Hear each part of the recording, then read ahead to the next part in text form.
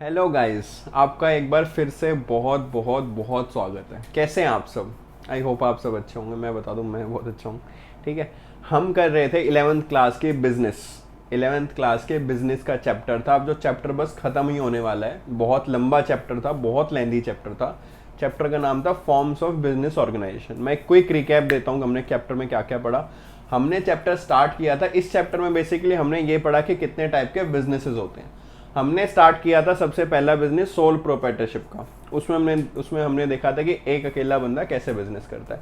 उसके बाद फिर हमने पार्टनरशिप बिजनेस को पढ़ा था कि एक से भले दो दो लोग मिलकर बिजनेस कैसे चलाते हैं। उसके बाद हमने करा था हिंदू अनडिवाइडेड फैमिली, कि एक फैमिली मिलकर एक बिजनेस को कैसे चलाती है। हमने उनकी मेरिट्स डीमेरिट्स हम यही यही पढ़ रहे थे। उसके बाद हमने किया था कोऑपरेटिव सोसाइटी। कोऑपरेटिव सोसाइटी में हमने देखा था कि कुछ ग्रुप ऑफ पीपल, आसपास के आस पड़ोस के लोग या तो आपस में दोस्त बहुत सारे मिलके जो कॉमन ऑब्जेक्टिव लिए काम करते हैं। उसके बाद हमने पढ़ा था कंपनी। अब कंपनी के अंदर हमने 2-3 कंपनी पढ़ी है बुक में, 2 में मैंने आपको 3 बताई है, प्राइवेट लिमिटेड, लिमिटेड और पब्लिक लिमिटेड।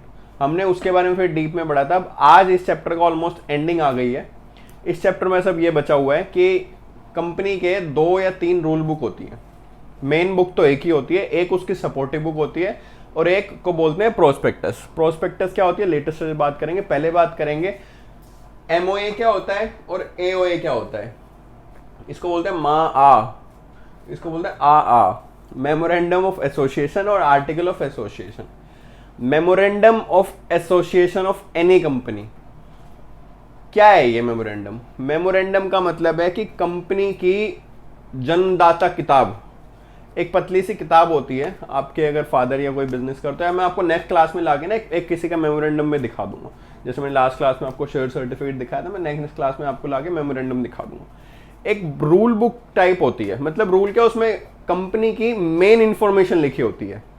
क्या क्या लिखा होता है कि कंपनी का नाम क्या है। आप जब किसी दोस्त से मिलते हो, सपोज आपने कोई बिजनेस स्टार्ट करना है, ठीक है, आपका दोस्त बोलता है मेरा एक ना दोस्त है बहुत अच्छा है, वो भी उसको ना अपने बिजनेस का पार्टनर बना लेते हैं। तो आप सबसे पहले क्या पूछते हो, उसका नाम क्या है? उसने कहा उसका नाम अमन है, बहुत अच्छा बंदा है। उसने कहा वो कहाँ रहता है? उसने कहा ना वो दिल्ली में रहता है। अच्छा, उसके पास पैसे कितने हैं? उसके पास इतने पैसे हैं। वो क्या काम करता है? वो ये काम करता है। वो कितने पैसे लगा सकता है?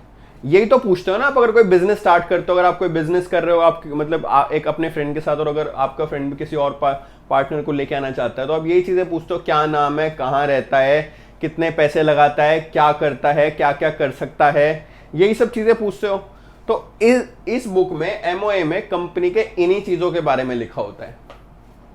कंपनी के इन्हीं चीजों के बारे में लिखा होता है। कंपनी का नाम क्या है, कंपनी कहाँ सिचुएटेड है, कंपनी कहाँ रजिस्टर है, कंपनी का ऑब्जेक्ट क्या है, कंपनी की लायबिलिटी कितनी है, शेयर होल्डर्स कौन है, डायरेक्टर्स कौन है, ये सब इसमें लिखा होता है। ठीक है, इसके बाद फिर बुक आती है इसको असिस्ट करने के लिए कि ये तो कंपनी की मेन चीजें हो गई। अब कंपनी काम कैसे करेगी? कोई भी काम जो कंपनी करेगी, कंपनी को अपने आर्टिकल में लिखना पड़ेगा। आर्टिकल क्या है? एओए। ये एओए, आओ एओ यानी आर्टिकल ऑफ एसोसिएशन। देखो इसमें एसोसिएशन कॉमन है, मेमोरेंडम और आर्टिकल। इनको शॉर्ट फॉर्म में मेमोरेंडम भी बोलते हैं, इसको आर्टिकल बोलते हैं, इसको एमओए बोलते हैं, इसको एओए बोलते हैं, इसको मैं माओ बोलता हूं, इसको आओ बोलता हूं। ठीक है, तो आप कुछ भी बोल सकते हैं। ठीक है, तो अब एओए की बात करते हैं कि एओए क्या है। एओए है कि कंपनी कोई भी काम कैसे करेगी, इसकी डिस्क्रिप्शन लिखी होती है। कंपनी कोई भी काम कैसे करेगी। कोई भी काम हुआ, अगर कंपनी को लोन लेना है ना, तो लोन कंपनी किस तरीके से लेगी, उसके लिए कंपनी को पहले किससे अप्रूवल लेनी पड़ेगी, कौन सा डायरेक्टर साइन करेगा, कौन से शेयर होल्डर से परमिशन लेनी पड़ेगी, सब कुछ। कंपनी शेयर कैसे इशू करेगी, कंपनी शेयर परचेज कैसे करेगी, कंपनी इन्वेस्टमेंट कैसे करेगी, कंपनी गुड्स कैसे परचेज करेगी, कंपनी मीटिंग कैसे करेगी, सब कुछ लिखा होता है। तो ज्यादा काम की बुक कौन सी है, आर्टिकल या मेमोरेंडम? मेमोरेंडम में तो सिर्फ नाम लिखा होगा, जगह लिखी होगी, काम लिखा होगा और पैसे कितने लगे वो लिखा होगा। पर आर्टिकल में सब कुछ लिखा होगा। पर मेन बुक ये है। आर्टिकल एक तरह की सब्सिडरी बुक है। आर्टिकल एक तरह की सब्सिडरी बुक है। ठीक है, और आर्टिकल ना नॉर्मली ऑलमोस्ट हर कंपनी की सेम ही होती है, बट मेमोरेंडम सबकी अलग होती है। अब मेमोरेंडम में भी क्या चीज अलग हो सकती है, नाम सबके अलग होंगे और ऑब्जेक्ट अलग। ऑब्जेक्ट सेम हो भी सकते हैं बट नाम तो सबके अलग होंगे। तो मैं इस बुक से स्टार्ट करता हूँ, फिर आगे बात करेंगे, फिर लेटर स्टेज में हम प्रोस्पेक्टस की बात करेंगे। ठीक है, ठीक है जी। मेरा मार्कर खराब हो गया, देखो इसको चेंज करो, हाथ काले कर दिए इसने। ठीक है जी, बात करते हैं सबसे पहले कंटेंट क्या है एमओए के। सबसे पहला कंटेंट है, मैंने वही, अगर आप अपने किसी दोस्त के साथ बिजनेस स्टार्ट कर रहे हो तो एमओए की बात करके चलेंगे। सबसे पहले एमओए में क्या होगा, नेम होगा, नाम होगा कि भाई कंपनी का नाम क्या है। हम कंपनी बना रहे हैं अमन, खराब है ये भी,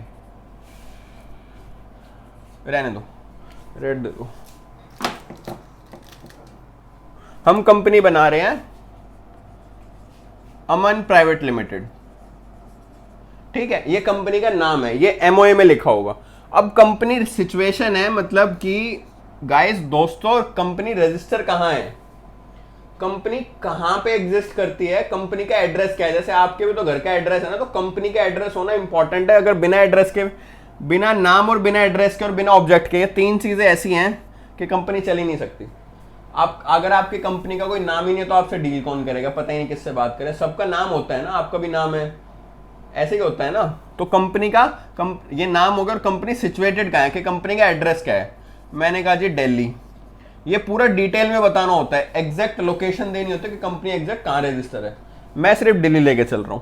फिर ऑब्जेक्ट, इसमें है कि क्या करना है। भाई कंपनी का नाम बता दिया है, कंपनी की जगह बता दी, पर कंपनी करेगी क्या ये तो बताओ। तो थर्ड क्लोज होता है ऑब्जेक्ट का। ये ऐसे ही होते हैं, ये नंबर वाइज हैं।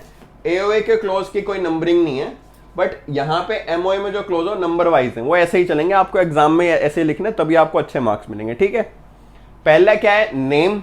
दूसरा क्या है, सिचुएशन है कहां पे। तीसरा क्या है, ऑब्जेक्ट, कंपनी का ऑब्जेक्ट क्या है, कि कंपनी काम क्या करेगी। सर हमारी कंपनी करेगी, हम ना क्रिकेट मैच में सट्टा लगाएंगे। क्या इंडिया में वैलिड है क्रिकेट मैच में सट्टा लगाना? अगर आप किसी यूरोपियन कंट्री, इंग्लैंड में जाओ तो शायद अलाउड है, बट क्या इंडिया में अलाउड है सट्टा लगाना? नहीं। तो object should be valid. Valid object होगा तभी तो काम कर पाओगे। आपका ऑब्जेक्ट इनवैलिड तो आप काम कैसे कर पाओगे। ठीक है, तो जो आपका ऑब्जेक्ट है वो बहुत वैलिड होना चाहिए, तभी आप काम कर पाओगे। ऑब्जेक्ट मतलब है कि कंपनी क्या करना है। फिर है लायबिलिटी क्लॉज, कि अब अमन एंड कंपनी के में दो शेयर होल्डर हैं, मैं और मेरा दोस्त। तो लायबिलिटी ये है कि मैं इस कंपनी में कितने, मेरे पास जैसे हमने कंपनी में शेयर इशू करे, 1000 शेयर इशू करे, ठीक है, 500 मेरे पास है और 500 मेरे दोस्त के पास है जो दूसरा शेयर होल्डर है। ठीक है, हमने दो लोगों ने मिलकर प्राइवेट लिमिटेड स्टार्ट करी है। तो इनकी वैल्यू है 10 रुपए, एक शेयर की वैल्यू 10 रुपए इसके और 10 रुपए मेरे पास। तो कंपनी मुझसे मैक्सिमम कितने रुपए मांग सकती है? भाई मेरे पास 500 शेयर है और 10 रुपए के हिसाब से, तो कंपनी मुझसे मैक्सिमम 5000 मांग सकती है। ये लायबिलिटी क्लॉज है कि लायबिलिटी कितनी है इसके, उसकी, इसके शेयर होल्डर्स की लायबिलिटी कितनी है, ये लायबिलिटी क्लॉज है। फिर है कैपिटल क्लॉज, कि कंपनी कितने अमाउंट से रजिस्टर है। भाई यहां तो जैसे मैंने कहा कि मैंने 1000 शेयर इशू करे, तो इंटू 10 के हिसाब से तो टोटल हो गए 10,000। तो यहां पे मेरी कंपनी 10,000 रुपए से 1000 शेयर 10 रुपए के, तो कंपनी 10,000 से रजिस्टर है। पर हो सकता है कोई कंपनी अपनी 1 लाख से कराए, 10 लाख से कराए, 1 करोड़ से कराए, 10 करोड़ से कराए, 1 अरब से कराए, 10 मिलियन से कराए, इससे कराए, उससे कुछ भी कर सकते हैं, कुछ भी कर सकते हैं। अगर एक बार कर दिया ना तो फिर चेंज करने में दिक्कत आती है, क्योंकि आपको आरओसी को बताना होता है, फिर फीस भी पे करनी पड़ती है। आप शुरू में कर लो जितनी आपको मैक्सिमम अमाउंट करना है, ठीक है, तो उसके हिसाब से फिर आपकी चलती रहेगी। सर आपने ये कर दिया, यहाँ पे आपने बोला कि आपकी कंपनी के शेयर कैपिटल है, कैपिटल में आपकी है 10,000 रुपए का, इसको आप 1 लाख कर सकते हो? कर सकता हूं, कोई दिक्कत नहीं है। 90,000 से मुझे अपनी कैपिटल बढ़ानी पड़ेगी, उसकी फिर फीस वगैरह भी लगती है। आरओसी में 5% होती है, 5 ही होती है मोस्टली, फिर आगे जब जाके बढ़ते हैं तो फीस उसके हिसाब से फ्लक्चुएट हो जाती है, पर हो जाती है। फिर है एसोसिएशन एंड सब्सक्रिप्शन क्लॉज, कि इस कंपनी को, इस कंपनी के शेयर होल्डर्स कौन है, इस कंपनी को एक्चुअल फॉर्मेशन में कौन ला रहे हैं। जैसे मेरी कंपनी है, मैं अमन प्राइवेट लिमिटेड को मैं वो ला रहा हूं उसमें फॉर्मेशन में, मैं, अमन और अमन का कोई दोस्त है, कोई भी ले लो, संदीप। तो हम दोनों उसको लेके आ रहे हैं, हम इसको फॉर्मेशन में हम इसको बना रहे हैं। तो यहाँ पे हमारी डिटेल जाएगी एसोसिएशन सब्सक्रिप्शन क्लॉज की। इसको सब्सक्राइब कौन करे, इसको अगर एक्चुअल प्रैक्टिकल भाषा में बोलो तो उसको बोलते हैं सब्सक्राइबर टू मेमोरेंडम, कि मेमोरेंडम के सब्सक्राइबर कौन है। तो यहाँ पे अमन और संदीप मेमोरेंडम के सब्सक्राइबर है। क्लियर है आपको भाई? ये मेमोरेंडम जो बुक है इसके सब्सक्राइबर कौन है, कौन इस कंपनी को फॉर्मेट कर रहे हैं, कौन इस कंपनी को बना रहे हैं, कौन इस कंपनी को एग्जिस्टेंस में लेके आ रहे हैं। तो मेमोरेंडम टू सब्सक्राइबर कौन है? मैं और मेरा दोस्त। ओके ओके, ये थी मेमोरेंडम की बात। अब बात करते हैं आर्टिकल ऑफ एसोसिएशन की। ये है कंपनी की मेन बुक, एम से मेमोरेंडम, एम से मेन। ये है कंपनी की मेन बुक। ये हर कंपनी के अलग होगी, एटलीस्ट ये पॉइंट अलग होगा हर कंपनी का, ये पॉइंट हर कंपनी का अलग होगा, ये पॉइंट सेम हो सकता, ये अलग होगा क्योंकि सबके अलग अलग बंदे रहेंगे। ऑब्जेक्ट भाई, एक कोई अगर कोई काम कर रहा है, जैसे मैं ये पेन बनाता हूँ, पेन कोई और कंपनी भी तो बना सकती है, तो मेरा ऑब्जेक्ट और उसका ऑब्जेक्ट सेम रहेगा। अब मेरी कैपिटल 10,000 है, किसी भी कंपनी की कैपिटल 10,000 हो सकती है, कैपिटल वही आ गई। अब मैं बात करूँ, मेरी कंपनी का नाम अमन प्राइवेट लिमिटेड है। अब अगर मैंने अमन प्राइवेट लिमिटेड खोल दी ना, तो अब कोई भी बंदा अमन प्राइवेट लिमिटेड के नाम से दूसरी कंपनी नहीं खोल सकता। तो नेम क्लोज, सिचुएशन क्लोज और सब्सक्राइबर टू मेमोरेंडम ये हमेशा सबके अलग होंगे, ठीक है, बाकी सेम हो सकते। अब बात करते हैं एओए की। एओए क्या है? मैंने कहा ये है मेन बुक और ये है सब्सिडरी बुक। इसमें क्या लिखा होता है? इसमें होता है कि कंपनी कोई भी काम कैसे करेगी। आप कोई भी काम सोच लो माइंड में, वो इसमें लिखा होगा।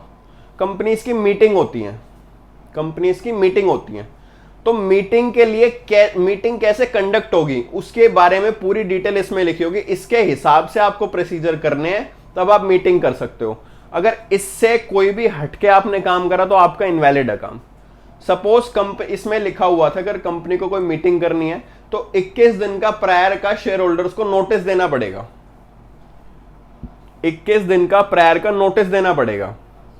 पर आपने 15 दिन पहले नोटिस दिया, आपने 15 दिन पहले नोटिस दिया और किसी भी शेयर होल्डर ने उठ के ऑब्जेक्ट कर दिया कि मुझे 15 दिन पहले नोटिस मिला है और बट कंपनी के आर्टिकल बोलते हैं कि आपको 21 दिन पहले नोटिस देना है, तो मीटिंग गलत है।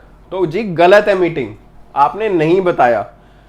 किसी किसी चांसेस में जब कोई बहुत ज्यादा मतलब कोई बहुत ज्यादा क्रूशियल मैटर होता है, इंपॉर्टेंट मैटर होता है, तो अप्रूवल लेनी होती है शेयर होल्डर्स की। उसके साथ एक स्टेटमेंट लगती है कि जी ये रीजन है, इसकी वजह से हम आपको 21 दिन में नहीं दे पाए, 15 दिन में दे रहे हैं, तो आप हमें माफ कर देना और आप मीटिंग में आ जाना। तो ऐसा कुछ है तो ओके है। अगर ऐसा कुछ नहीं है और फिर आपने 15 दिन में नोटिस दिया है तो मीटिंग विल बी इनवैलिड। कोई भी काम है, अब लोन है, कंपनी को लोन लेना है, कंपनी के आर्टिकल में लिखा हुआ है कि लोन लेने के लिए सबसे पहले आपको सारे शेयर होल्डर से ओके करवानी है। सारे शेयर होल्डर अपना हाथ उठाएंगे कि हाँ मैं इस बैग अलाउ करता हूं कि कंपनी लोन ले ले, ठीक है। अब आपने मीटिंग बुलाई शेयर होल्डर की, नोटिस दिया, मीटिंग बुला ली, कंपनी के 10% शेयर होल्डर ने मना कर दिया कि हम एग्री नहीं करते, आप लोन लो। आप लोन ले लोगे, इंटरेस्ट कहां से भरोगे, कंपनी का पैसा तो है नहीं, तो आप लोन नहीं ले सकते क्योंकि सारे शेयर होल्डर ने नहीं ओके करी है, 10% शेयर होल्डर्स ने मना कर दिया। तो कोई भी काम होगा ना, बस इसमें यह लिखा होगा कि वो काम कैसे होना है। मैंने कुछ इंपॉर्टेंट काम निकाल के इसमें लिखे हैं, वैसे तो इसमें बहुत लंबे लिस्ट है, 20-25 जितने भी काम है ना सब इसमें लिखेंगे, तो इसकी कोई लिस्ट वो नहीं बन सकती। तो मैंने मेन काम लिखे हैं फिर भी। अब जैसे सबसे पहले कंपनी जब इनकॉर्पोरेट होती है शेयर इशू करते हैं, यहां भी था ना ये कैपिटल क्लोज कि कंपनी के कैपिटल कितनी है। तो method of issuing share certificate, भाई आपने जब शेयर इशू कर दिए, शेयर इशू भी कैसे करने हैं और शेयर सर्टिफिकेट भी कैसे करने। मैंने लास्ट क्लास में आपको शेयर सर्टिफिकेट भी दिखाया था लाके, तो उसमें लिखा होगा आर्टिकल में, मैंने पढ़ के भी बताया था, उसमें लाइन लिखी हुई थी कि subject to the articles of the company. उसमें लिखा होगा कि आर्टिकल के जो कंपनी का शेयर सर्टिफिकेट है उस पर कौन साइन करेगा, किसके स्टैंप होगी, क्या क्या लिखा होगा, वो सब कुछ यहां लिखा होगा। ये एक तरह से ना प्रोसीजर बुक है, ये एक तरह से प्रोसीजर बुक है कि कोई भी काम कैसे होगा उसका प्रोसीजर इसमें लिखा होगा, ठीक है। Rules regarding calls on share. अब सपोज कि यहाँ पे जैसे 500 रुपए के 10 शेयर थे, 500 शेयर थे 10 रुपए के। अब कंपनी ने मुझसे स्टार्टिंग में कहा 10 रुपए मत दो, अभी मैं 10 की जरूरत नहीं है, आप ना 5 रुपए दो, अभी सिर्फ 2500 रुपए दे दो। ₹5 हम लेटर स्टेज पे मंगाएंगे, जब हमें जरूरत होगी ना हम तब मंगवाएंगे। तो जब बाद में पैसे मंगवाएंगे ना, तो पैसे कैसे मंगवाएंगे उसके बारे में डिटेल लिखी होगी। सर कोई भी काम होगा उसकी डिटेल, कोई भी काम होगा कंपनी का, एनीथिंग, डायरेक्टर कैसे अपॉइंट होंगे, शेयर होल्डर कैसे होंगे, शेयर ट्रांसफर कैसे होंगे, ऑडिटर कैसे अपॉइंट होगा, फाइलिंग कैसे होगी, कुछ भी, कंपनी कॉन्ट्रैक्ट कैसे करेगी, सब कुछ इसमें लिखा होगा। तो इसकी कोई एग्जॉस्टिव लिस्ट नहीं बन सकती, बहुत सारे क्लॉज हैं इसमें, ठीक है। फिर है purchase of transfer of share, की कंपनी शेयर कैसे ट्रांसफर करेगी। अब जैसे मेरे पास 500 शेयर हैं, अब मुझे कंपनी से निकलना है, तो मुझे किसी को शेयर ट्रांसफर करने हैं, तो कैसे होगा, उसके लिए क्या करूंगा मैं, पहले कंपनी को, अब इस बुक में लिखा होगा, मैं देखूंगा मुझे उस कंपनी के शेयर ट्रांसफर करने, क्या करूं, तो मैं इसके आर्टिकल्स देखूंगा, ठीक है। इसमें लिखा हुआ है कि पहले आपको नोटिस देना पड़ेगा कंपनी को, फिर कंपनी को बताना पड़ेगा कितने शेयर ट्रांसफर कर रहा हूं, फिर किसको कर रहा हूं वो बताना पड़ेगा, और फिर ऐसे ऐसे करके होगा। तो मुझे ये पढ़नी पड़ेगी, इसके हिसाब से मुझे काम करना पड़ेगा। पर सर हमने तो सुना है कि आप शेयर परचेज तो आप ऐसे ही ऑनलाइन करते हैं, वो लिस्टेड कंपनी के केस में होता है, वहां भी ये लिखा होता है कि आपके शेयर ऑनलाइन ट्रेडेड है और इजीली ट्रांसफरेबल है। बट प्राइवेट लिमिटेड कंपनी के केस में यहाँ पे एक प्रोसेस होती है कि आप शेयर्स कैसे ट्रांसफर करेंगे। Okay sir. फिर power of board of director, BOD का मतलब है बोर्ड ऑफ डायरेक्टर, कंपनी को यही रन करते हैं कि कंपनी में काम क्या हो रहा है, कैसे कंपनी चल रही है, सब कुछ ये बोर्ड ऑफ डायरेक्टर बता रहे हैं। इन बोर्ड ऑफ डायरेक्टर की पावर कहां लिखी होती है, आर्टिकल्स में। इन बोर्ड ऑफ डायरेक्टर की पावर कहां लिखी होती है, क्या क्या काम कर सकते हैं, यहां लिखी होती है। क्या बोर्ड ऑफ डायरेक्टर वो काम भी कर सकते हो जो यहां ना लिखा हो, नहीं कर सकते, उसको बोलते हैं अल्ट्रा वायर्स, कि आपने कंपनी के आर्टिकल से ऊपर जाके काम कर दिया। और अगर ऐसा काम कोई कर दिया जो कंपनी के आर्टिकल्स अलाउ नहीं करते, तो वो काम बेकार है, वो काम हो ही नहीं सकता, वो काम इनवैलिड है, वॉइड एब इनिशियो है, वो शुरू से ही बेकार है, ठीक है। ओके, हाउ टू पे डिविडेंड, अब शेयर दे दिए तो डिविडेंड भी पे करना है, तो वो डिविडेंड कैसे पे करना है। डिविडेंड क्या होता है बच्चों, मैं बताऊं आपको, जब कोई कंपनी के शेयर होल्ड करता है ना, तो इक्विटी शेयर वालों को कुछ नहीं मिलता। जैसे आप अगर लोन दोगे तो आपको इंटरेस्ट मिल जाएगा। अब शेयर दो टाइप के होते हैं, प्रेफरेंस और इक्विटी शेयर। प्रेफरेंस पे नहीं जा रहा मैं, इक्विटी की बात करूं। इक्विटी शेयर्स वालों को कुछ नहीं मिलता, मैं ये बता दूं आपको, पैसे लगा के बैठते, तो उनको, उसके लिए जो पैसे लगाए उनके लिए उसको मिलता है डिविडेंड, हर साल मिलता है, उसके लिए मिलता है डिविडेंड। तो वो डिविडेंड कैसे देते हैं वो इसमें लिखा हुआ है। एक तरह से कि आपने इन्वेस्टमेंट लगाई हुई है, तो हम हर साल, आप कहीं अगर न्यूज में जैसे क्लास देख के ना, एक बार गूगल करके देखना कि व्हाट इज डिविडेंड, तो डिविडेंड आपको गूगल बताएगा कि अगर किसी ने शेयर होल्ड कर रखे होते तो उसके रिटर्न में कंपनी साल में 1 या 2 बार, इंटरिम डिविडेंड और फाइनल डिविडेंड, दो टाइप के डिविडेंड होते हैं, तो कंपनी उनको पैसे टाइम टू टाइम पे देती रहती है। कब देगी, जब कंपनी प्रॉफिट कमाएगी। लॉस में कैसे देगी, लॉस कौन बियर करेगा, ये शेयर होल्डर बियर करते हैं, ठीक है जी। हाउ टू पे डिविडेंड हो गया। अब है फिर procedure for keeping books of account. इसमें यह भी लिखा होगा कि अब आपको कंपनी की बुक्स ऑफ अकाउंट कैसे बनानी है। सर इसमें यह भी लिखा होगा कि लोग कैसे रिक्रूट करने हैं, एम्प्लॉय कैसे की रिक्रूटमेंट कैसे होनी है, सब लिखा होगा इसमें, ईच एंड एवरीथिंग इसमें लिखी होगी। सर बहुत मोटी बुक हो जाएगी, नहीं होती, वो सब कुछ लॉ की लैंग्वेज होती है, बहुत वैसी लैंग्वेज होती है, तो बहुत कोई ज़्यादा इतनी सी बुक बनती है, कोई ज़्यादा बड़ी बात नहीं, सब कुछ लिख जाता है उसमें। तो यही है कि कंपनी की बुक्स ऑफ अकाउंट कैसे मेंटेन होगी, भाई जो कंपनी के आप अकाउंट्स बना रहे हो वो कहाँ होंगे, वो कैसे बनेंगे, इलेक्ट्रिक फॉर्म में होंगे, कहाँ, कौन कौन उसको देख सकता है, कौन कौन उसको नहीं देख सकता, उसका ऑडिट कैसे होगा, सब कुछ इसमें लिखा होगा। क्लियर है। तो मैं कह सकता हूं इसके सिर्फ ये 6 क्लॉज हैं, इससे बाहर ये नहीं जाएगा, बट इसके तो बहुत क्लॉज हैं। ये मेन बुक है, ये सब्सिडरी बुक है, ठीक है। यहां पे कंपनी का एक मोटा मोटा स्ट्रक्चर समझ आता है, बट यहां पे कंपनी के रूल्स एंड रेगुलेशन समझ आते हैं कि कंपनी कैसे काम करती है। इनके डिफरेंसेस भी आ सकते हैं, वैसे ये इंपॉर्टेंट है मोस्ट, ठीक है। अब बात करते हैं प्रोस्पेक्टस की, कि प्रोस्पेक्टस क्या है। प्रोस्पेक्टस एक किताब ही होती है। कब इशू करते हैं इस किताब को, अब कंपनी बन गई, अब प्राइवेट लिमिटेड नहीं बन रही, अब बन रही है पब्लिक लिमिटेड कंपनी के, जहां पे कोई भी पैसा लगा सकता है। जब हम पब्लिक पूरी उसको करते हैं, जैसे रिलायंस अपनी कोई नई कंपनी खोल रही है और वो कंपनी पब्लिक लिमिटेड है, उसमें कोई भी पैसा लगा सकता है, तो रिलायंस पहले इधर आएगी, अपना एमओए बनाएगी एमओए बन जाएगा, फिर एओए बनाएगी, एओए बन जाएगा, फिर अब रिलायंस करेंगे अब चलो लोगों से पैसे मंगवाओ। तो उसको सबसे पहले अपनी प्रोस्पेक्टस बनानी पड़ेगी। आप अभी जब कॉलेज स्कूल पास करोगे ना, आप जब कॉलेज में जाओगे या कोई भी एडमिशन लोगे तो आपको सबसे पहले प्रोस्पेक्टस मिलती है। इस प्रोस्पेक्टस में ये लिखा होता है कि आपको एडमिशन कैसे लेना है, एडमिशन के तरीके क्या क्या, एडमिशन की फीस कितनी है, एडमिशन कितने दिन में होगा, एडमिशन शुरू कब से होगा, एडमिशन खत्म कब तक होगा। तो उसमें एडमिशन की पूरी बात लिखी होगी जब आप कॉलेज में जाओगे।